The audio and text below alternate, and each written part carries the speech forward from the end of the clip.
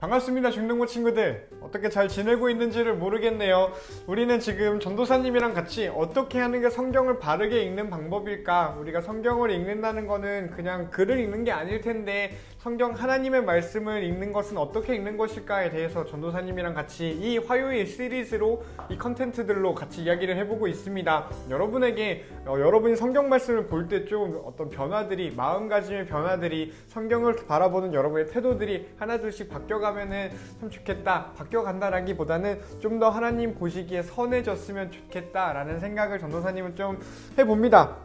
어쨌든 여태까지는 성경을 읽을 때 성경의 배경을 아는 게 참 중요하다라는 이야기들을 계속해서 하고 있었어요. 성경을 보는 방법은 한 두 가지 정도 있는 것 같다. 물론 여러 가지가 있는데 오늘은 한 두 가지로 나눠서 생각을 해보자 라는 거죠. 바로 성경을 공부하는 것과 성경을 묵상하는 것이에요. 성경 공부랑 성경 묵상이지요. 전도사님이 성경 공부랑 성경 묵상을 거칠게 이렇게 분류를 해보면 성경 공부는 본문의 원래 의미를 찾아가는 방법인 것 같고, 그리고 성경 묵상은 본문이 오늘에 주는 의미를 찾는 방법인 것 같아. 그리고 또 뭐가 있냐면 성경 공부는 본문의 과거 의미, 그러니까 원래 의미랑 과거 의미를 보는 게 성경 공부인 것 같고요. 성경 묵상은 오늘의 의미랑 현재의 의미, 같은 말이죠. 오늘의 의미랑 현재의 의미, 이거를 우리가 좀 고민해보는 게, 성경을 통해서 고민해보는 게 성경 묵상이겠다라는 이야기를 했어요. 그러다 보니 이 성경 묵상은 원래의 것에 기반을 해야 되잖아. 그래서 바른 성경 묵상은 바른 성경 공부에서 나오겠다라는 생각이 좀 듭니다. 원래의 뜻을 알지 못한 채 오늘의 뜻은 결코 알 수 없으니 말이에요. 그러려면 늘 말했듯이 성경이 쓰였을 당시, 그때의 배경, 그때의 문화와 상황 속에서 그런 어떤 일어났던 배경을 알아야겠다라는 이야기를 다시 해야겠다 싶습니다. 근데 이거 우리 지난 시간 동안 여태까지 계속했던 이야기가 우리가 배경을 알아야 돼 라는 이야기였어요. 그래서 오늘은 다른 이야기를 해볼까 합니다. 뭐냐면 오늘의 역사를 알아야 한다 라는 거야. 오늘의 역사를 알아야 한다. 이게 또 뜬금없지 않나요? 성경을 잘 읽기 위한 방법으로서 오늘의 역사를 알아야 한다니, 이거 좀 뭔가 맥락에서 벗어난 일인 것 같잖아. 영역이 다른 것 같잖아. 오늘의 역사는 그냥 오늘의 역사이고 성경은 성경인데 왜 성경을 읽으려면 오늘의 역사를 잘 알아야 하나요? 라는 질문이 자연스럽게 생기겠다라는 생각이 들어요. 그래서 잘 생각해보면 우리가 원래 글을 읽고 우리의 삶에 적용을 하려면 이 우리의 삶을 알아야겠다라는 생각이 들잖아. 그러니 이 우리의 삶이라고 한다면 나, 그리고 너, 이런 개인들의 성품이나 어떤 환경들, 상황들도 있지만 좀 더 크게 이야기를 한다면 우리가 처해 있는 역사라고 이야기도 할 수 있을 것 같아.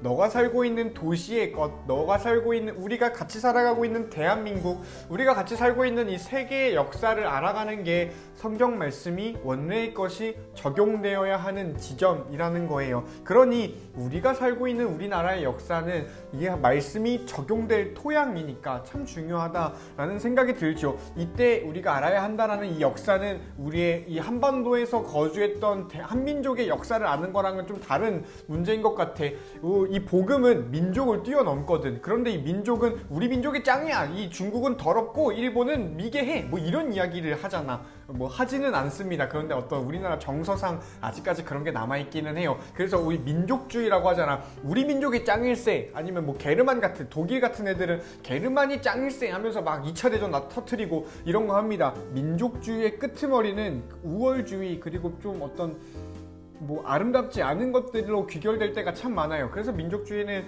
다 바를까라는 이야기를 할 수도 있겠다 싶은데, 이런 거 다 떠나서 이 민족을 뛰어넘는 게 복음입니다. 복음은 온 세상 모든 민족에게 전해져야 해 라고 하다 보니 민족 그 이상의 가치를 가지고 있는 게 복음이겠다라는 생각이 들어요. 그러니 이 복음이 심겨질 우리의 토양, 우리의 필드인 역사를 아는 건 참 중요하겠다 싶죠. 그래서 이 역사를 알았을 때 복음이 들어와야 하는 이 역사, 이 복음이 열매 맺어야 하는 역사가 어떤 상황인지를 알아야 오늘 우리에게 필요한 복음은 이런 거겠구나, 오늘 우리가 기대할 예수 그리스도의 나타나심은 이런 거겠구나 라고 좀 생각을 할 수가 있는 부분이겠다라는 생각이 들어요. 그래서 그리스도인으로서 살아가려면 어떤 시각을 가지고 살아가야 하는지, 이 도시를 어떻게 살아가야 하는지, 이 세상을 어떻게 살아가야 하는지를 우리에게 알 수 있게 하는 건 성경 이전에 우리가 살아가는 역사를 아는 것 이겠다라는 생각이 전도사님한테는 있고, 이게 비단 역사뿐만 아니라 인문학적 소양이라고 우리가 알고 있는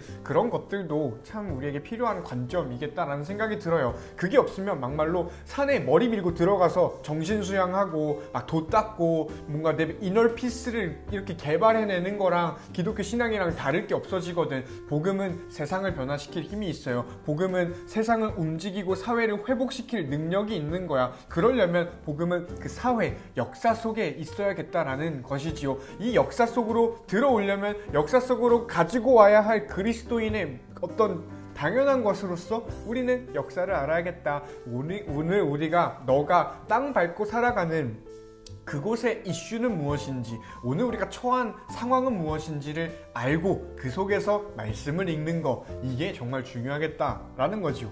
그러려면 우리는 성경의 역사를 알고서, 이건 전도사님의 몫이에요. 내가 너희들한테 성경의 역사는 이런 거야 라고 알려주고 여러분은 그걸 받아서 여러분의 역사 속에서 그 성경 말씀을 가지고 살아가는 것, 이게 참 중요한 것이라고 생각을 해요. 이게 성경 읽기의 엔딩 부분이라고 나는 믿고 있습니다. 여러분은 중학생의 버전의 역사를 고민을 하고요. 너의 상황에서의 그 역사를 고민을 하고요. 나는 20대 청년 남성으로서의 내가 보는 역사를 생각을 하고, 선생님들께서는 각자의 환경과 상황과 어떤 그런 스테이터스들에 따라서 생각하고 마주하고 있는 역사 속에서 우리가 소망해야 할 하나님의 복음은 무엇일지를 고민하는 게 성경을 읽는 것의 연장이겠다 싶어. 그래서 우리가 성경을 읽는다라고 하는 거는 글 읽기랑 다릅니다. 우리가 삶으로 살아가는 거예요. 그래서 성경을 묵상하는 온 인생, 온 우리의 어떤 뭐랄까요, 삶이 되어야겠다라고 전도사님은 생각을 좀 해봐요. 그렇게 우리가 관심을 가지고 고민하고 공부한 역사 속에 하나님께서는 어디에 주목하실까? 하나님께서는 어떤 마음으로 이 역사를 바라보고 계시고 이 역사에 살아가고 있는 그리스도인들에게 무엇을 바라시고 있을까를 고민하는 게